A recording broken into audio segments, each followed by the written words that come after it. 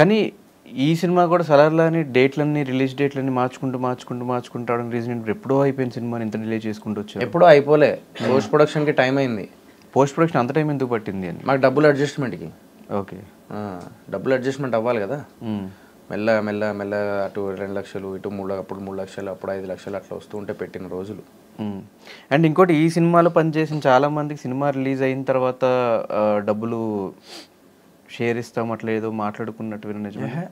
ఎవరితో మాట్లాడలేదే. రిలీజ్ అయిన తర్వాత డబ్బులు ఇస్తాము? లేదు, ఎవరితో మాట్లాడలేదు. రిలీజ్ అయిన తర్వాత డబ్బులు ఇస్తాను ఎవరితో అన్నాం? పర్లేదు చెప్పు. ఆర్టిస్టులకు కానీ ఎవరికైనా, ఆర్టిస్టులకు అవినాష్కి కానీ ఎవరికి చెప్పలే. సినిమా అయిపోయిన తర్వాత పైసలు ఇస్తాం అనేది అసలు కాన్సెప్ట్ లేనే లేదు ఇలా.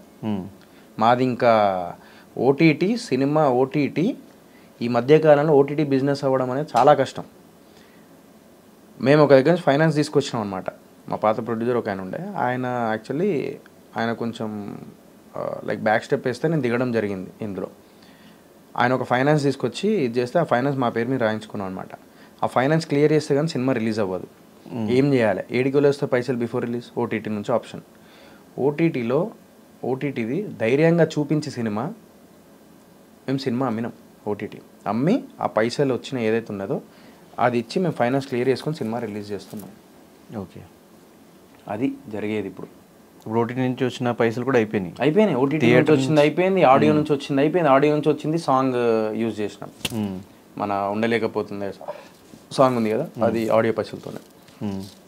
ఇప్పుడు థియేటర్ నుంచి డబ్బులు వస్తేనే వచ్చినట్టు ప్రాఫిట్. అంతే, ప్రాఫిట్ కూడా కాదు. నీకు వచ్చింది తెలుసా పాషాభాయ్? నేను ఒకటే అనుకుంటా, మా పైసలు మాకు వస్తే చాలు. నేను ఇప్పుడు నీ ఇంటర్వ్యూలో మాటిస్తున్నా, మా ప్రాఫిట్ వస్తే నేను రాసి పెట్టుకో, నాకు ఒకవేళ మొత్తం లెక్కలతో సహా నేను చూపిస్తా. ఈరోజు నేను ఇంటర్వ్యూలో చెప్తున్నా, నాకు ప్రాఫిట్ వస్తే మొత్తం చారిటీకి ఇస్తా. వచ్చిన ప్రాఫిట్ అంతా మొత్తం ఇస్తా. కావాలంటే నీ ఛానల్ ద్వారానే ఇస్తా. టీవీ9లో కూర్చోమంటే కూర్చుంటా, ఐడ్రీమ్లో కూర్చోమంటే కూర్చుంటా, టీవీలో కూర్చోమంటే ప్రతి ఒక్కటి లెక్క చూపిస్తాను నేను. చూపించి నాకు ఒకవేళ ప్రాఫిట్, నాకు 2-3 లక్షల ప్రాఫిట్ వచ్చినా కూడా నేను ఇచ్చేస్తా నేను. మొత్తం లెక్కలతో సహా చూసుకొని థియేటర్ లెక్కలు అన్నీ చూసుకొని నేను చారిటీకి ఇవ్వకపోతే నేను పాషాభాయ్ ఇంకా మేము నువ్వు ఏదంటే అది 100% ఇస్తా.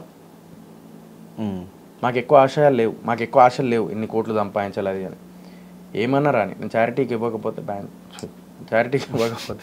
అప్పుడు చెప్పు.